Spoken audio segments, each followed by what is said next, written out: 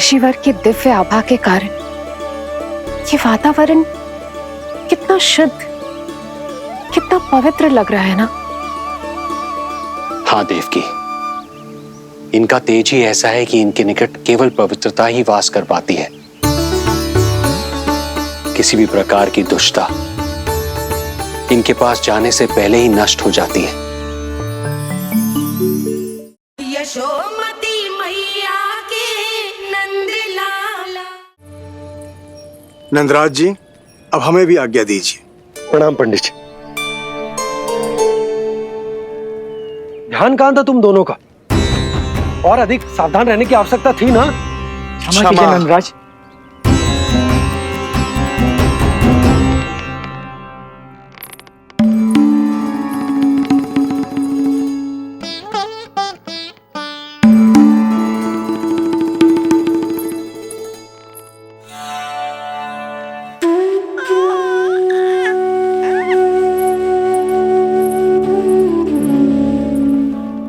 यशोदा, क्या हुआ?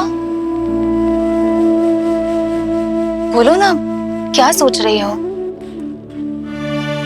मुझे बहुत चिंता हो रही है जीजी। मेरे लल्ला के साथ कुछ ना कुछ दुर्घटना होती रहती है। अरे, अभी बाहर ही तुम सबको समझा रही थी, अब भीतर आते ही क्या हो गया तुम्हें? बाहर समझाने वाली मैं ना थी जीजी, वो तो गोकुल की रानी जसोदा थी। किंतु भीतर से मैं अपने नीलमणि की मैया हूँ, बस। और एक मैया को कितनी चिंता होती है, इसे आपसे अधिक कौन जान सकता है। बहुत बड़ा धक्का लगा है मैया को इस घटना से। अब तो ये मेरी रक्षा के लिए और भी अधिक चिंतित हो जाएंगी। यंत्र का कंठक, पूजा पाठ, इतने सारे प्रहरी, सुरक्षा के प्रबंध, यदि इतने सबके बाद भी मैं अपने लल्ला की रक्षा न कर पाई तो मुझसे अधिक अभागी कौन हो सकती है। मैं तुम्हारे मन की दशा समझती हूँ यशोदा। इसी चिंता के कारण ही तो मैंने आज तक अपने पुत्र को छुपा कर रखा है। मैं जानती हूँ जीजी, मैं समझती हूँ। मैंने तो नीलमणि के लिए इतने सारे संस्कार भी करो है, पूजा पाठ की है, किंतु मैंने तो आज तक अपने पुत्र का एक भी संस्कार नहीं किया है। आंसू पोंछ लीजिए बड़ी माँ, शीघ्र ही सब कुछ ठीक हो जाएगा।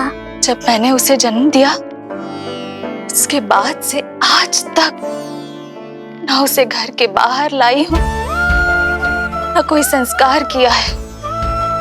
मैं तो उसका नामकरण भी नहीं करवा पाई हूँ यशोदा।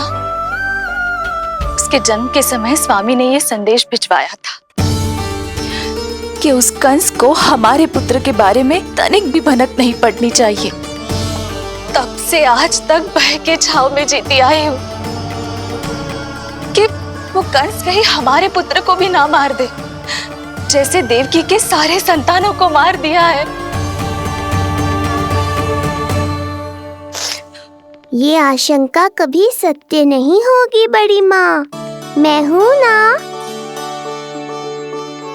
माँ अपनी संतान के मन की बात बिना कहे ही समझ जाती है। आप भी समझ जाओ ना मैया।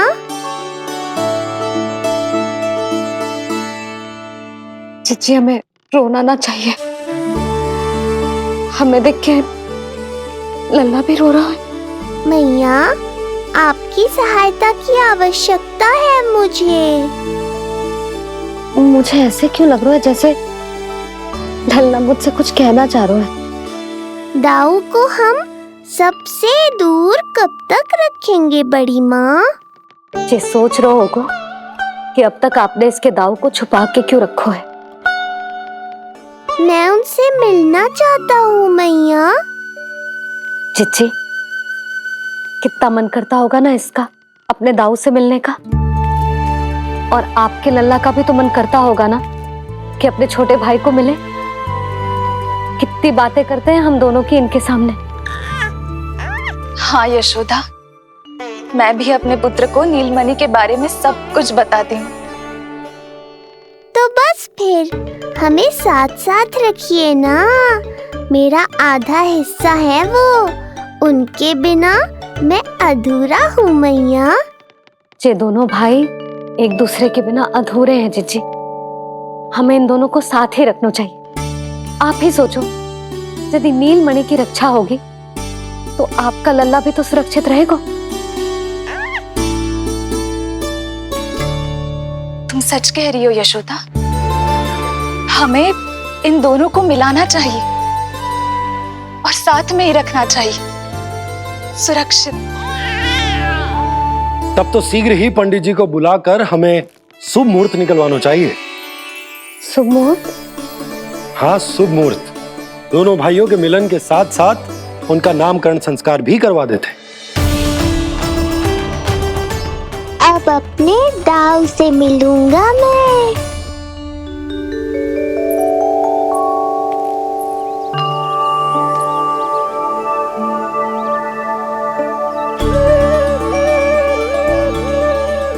ऋषिवर की दिव्य आभा के कारण ये वातावरण कितना शुद्ध, कितना पवित्र लग रहा है ना। हाँ देवकी, इनका तेज ही ऐसा है कि इनके निकट केवल पवित्रता ही वास कर पाती है। किसी भी प्रकार की दुष्टता इनके पास जाने से पहले ही नष्ट हो जाती है।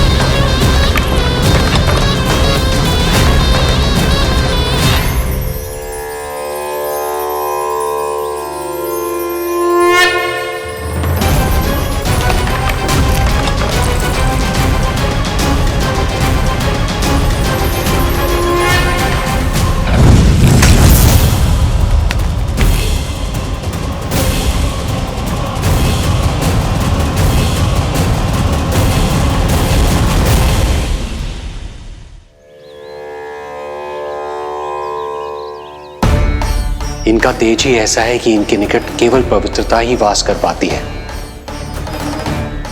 किसी भी प्रकार की दुष्टता इनके पास जाने से पहले ही नष्ट हो जाती है।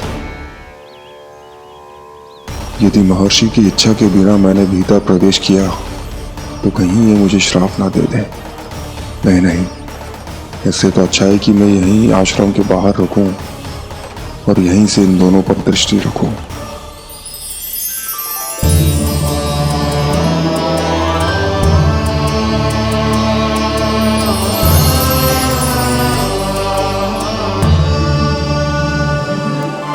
आपके आने का आभास हो गया था राजन।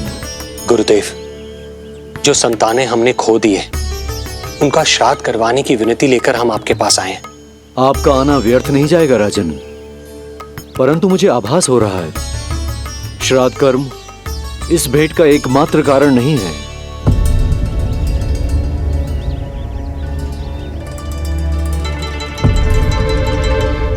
आपको उसकी या कंस की चिंता करने की कोई आवश्यकता नहीं है।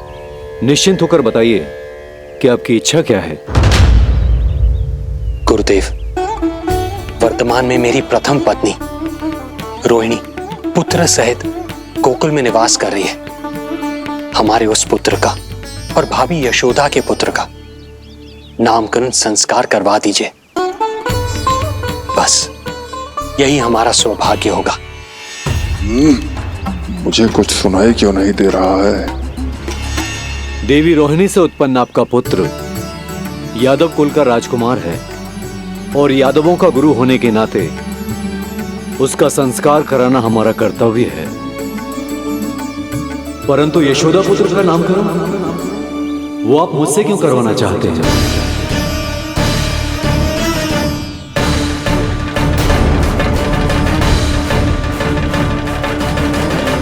गुरुदेव, सकती ये है कि रुक क्यों गई रानी देवकी? आपके मन में जो कुछ है कहिए। ये कैसी दुविधा में फंस गया मैं। यदि मैंने गुरुदेव को यशोदा पुत्र का सत्य बताया तो कंस को भी पता चल जाएगा, और यदि नहीं बताया तो कहीं ऐसा ना हो कि ऋषिवर ही बुरा मान जाए।